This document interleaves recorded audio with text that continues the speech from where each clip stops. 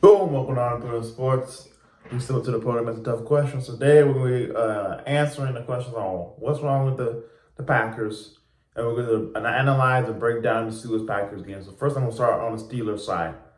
I thought Russell looked amazing. I thought he looked like the Russell Wilson we're used to seeing. It looked like he could play in the NFL for another 10 years. He looked really, really good. And I think him and George Pickens have a really good connection early on.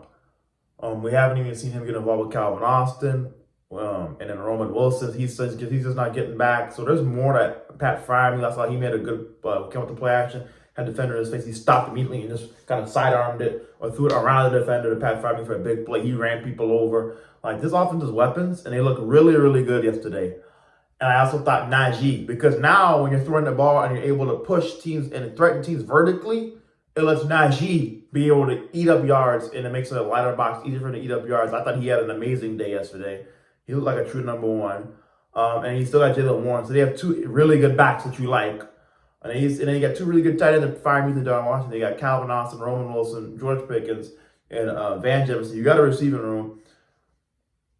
Offensive line and quarterback are going to be our two biggest concerns. You could argue that's the most important thing when it comes to an offense. But can our offensive line hold up? And can Russell Wilson continue this play that this stellar play he's having? I think he can. He's shown that. We all seen him do it for a long time. He's finally gotten in a team that wins. At the end of the day, the Broncos, ever since Peyton Manning, they haven't really won nothing. And even before then, were they winning anything without Peyton? They weren't. They weren't winning before him. They won with him, and they haven't been winning after him. They've been losing for a very long time. That wasn't a winning organization at the end of the day, just like the Jets, and we'll get to them. But I just thought the offense was a lot better. But I also thought they threw the ball more yesterday. I feel like people are like, oh, well, what was this with Justin Fields? I didn't think they gave Justin Fields an opportunity because I don't think Arthur Smith, the Steelers offensive coordinator, trusted Justin Fields to run an offense like this. I think he treated Justin Fields like a rookie quarterback or a young quarterback that doesn't understand all that, and he didn't trust him. And he didn't trust him to throw the ball the way the Steelers threw the ball yesterday. So I think that the Steelers started Russell. I know why they started him now, because they didn't trust Justin to throw the ball away. They didn't trust Russell to throw the ball at the end of the day. And that's going to be the biggest thing for them, is letting Justin rip it. Because they never even when I watch the Cowboys game and other games, they didn't let Justin really throw the ball like that. Not the way that Russell did. So I think that this is finally opening up their offense, because their offense needed to be able to throw the ball more than it was. And they had too many weapons not to be able to throw the ball at a high level. So I thought the Steelers' offense looked really good. And then Beanie Bishop, the rookie, picked off Aaron Rodgers twice in about, honestly, a 10-minute span.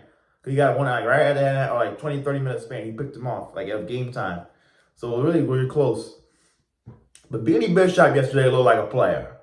And if that's the Steelers, you already got Joey Porter Jr., you already got Minka Fitzpatrick, you already got Alex Highsmith, you already got Cam Hayward, you already got TJ Watt, you already got Patrick Queen. If that's what you're going to add now is Beanie Bishop, now you got two safeties, and I'm sure I'm forgetting about people, but that's a defense. And we all know the Steelers have never had defensive problems since Mike Tomlin's been there. And we know they're going to win because he doesn't have losing seasons.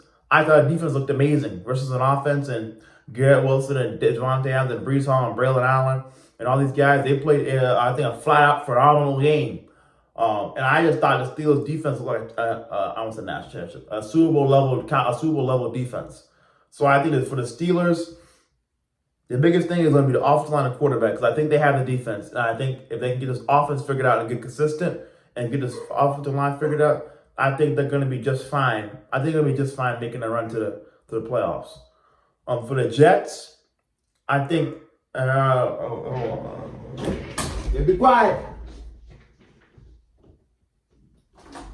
I think for the Jets, Aaron Rodgers looked flat out horrible. He looked horrible, and he didn't look good at all. The Jets didn't look good at all. They got bailed out on was it the extra point they kicked? The extra point, I think it was extra. It was the extra point. It was an extra point they kicked. Minka Fitzpatrick got flagged for it. He didn't deserve to get that flag. He said you can't. The rule was you can't use your leverage. You can't put your hands on them and use somebody else's leverage and push off of them. But he didn't push. He touched and he tapped. That was a horrible call. Again, officials not doing their job at a high level. A horrible call. But then the Steelers got to get back and they blocked that field goal. The offense never looked good. Devontae hasn't even. What did he even catch a pass yesterday? Correct me if I'm wrong.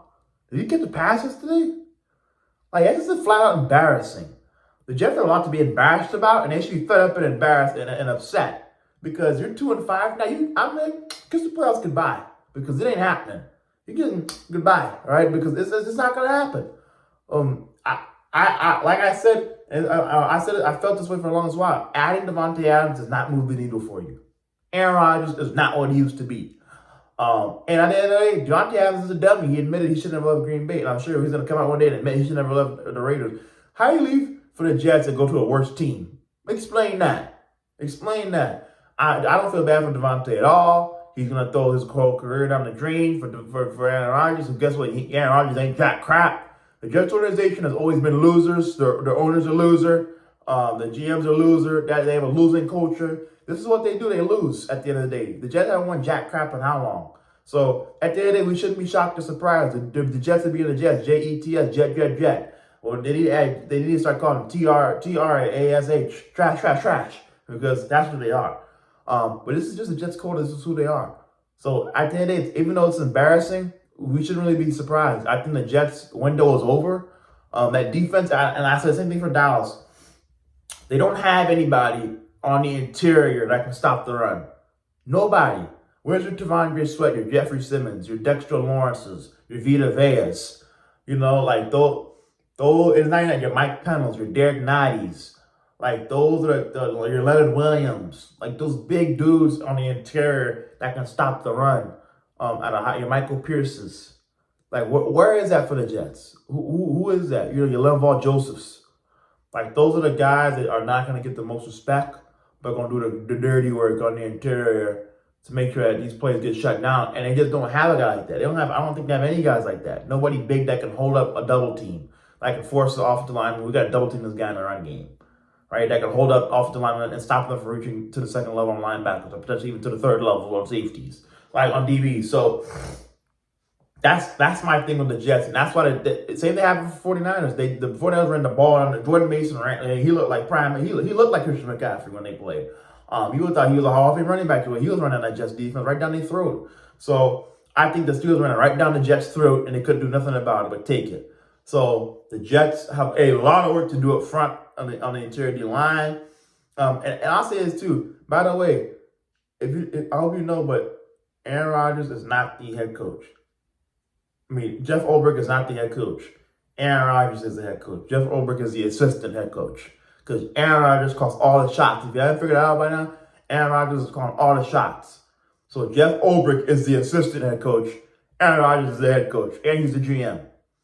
So I just want you to know that. And he's a quarterback too. So I just want you to know that Aaron Rodgers is doing three things in one. So just know that whenever y'all say, oh, the Jets, it was not the Jets head coach. It's Aaron Rodgers. The Jets head coach, Jeff Ulbrich, is the assistant head coach. Aaron Rodgers is calling the shots right now. This is all on Aaron. That team is no good. They don't have the coaching. They don't get the players in the right spots. And just like Miami, trading for, we've seen it twice now. Miami traded for Tyreek Hill. What did that get them? Nothing? A first-round playoff exit? Ooh, congrats. And then look, they trade for Jets. They get traded to the Jets. Trading for start, that does not move the needle a lot of times. 9 times that's not going to move the needle. Like we've seen twice now recently, that does not move the needle. It's really like receivers, trading for star receivers is not, you're like, especially for teams that aren't a star receiver away. Miami was never a star receiver away. They had a horrible offensive line. They still do. It's probably even worse now. The Jets were never a star receiver away from being a championship contender. At the end, fly out, and you got to have coaching too. So I just think for the Jets, it's flat out embarrassing. I'd be fed up if I was a Jets fan and go and start. What I need to do is start bringing the paper bags back to the field, to MetLife. That's what y'all need to do. Bring the paper bags back, put it over your head, and walk around and shame and embarrass, because it's flat out embarrassing at the end of the day for the Jets. 2-5. Y'all should get ready. Maybe what y'all should do is tank and get ready to draft Shedeur or Cam. What that's what y'all should do. But knowing the Jets are going to try to make a run, we'll see. Look, they're trying to win games and they still can't win them. So, why even try at this point? You're 2-5. You might as well just get the season up and say, look, let's get ready for the NFL draft. That's one thing you can look forward to. And knowing the Jets are probably going to find a way to screw that up too. Look, great now. I love talking to y'all. Talk to me in the comment section. I'm going to see you on the next one. Jets should be embarrassed. Fly out.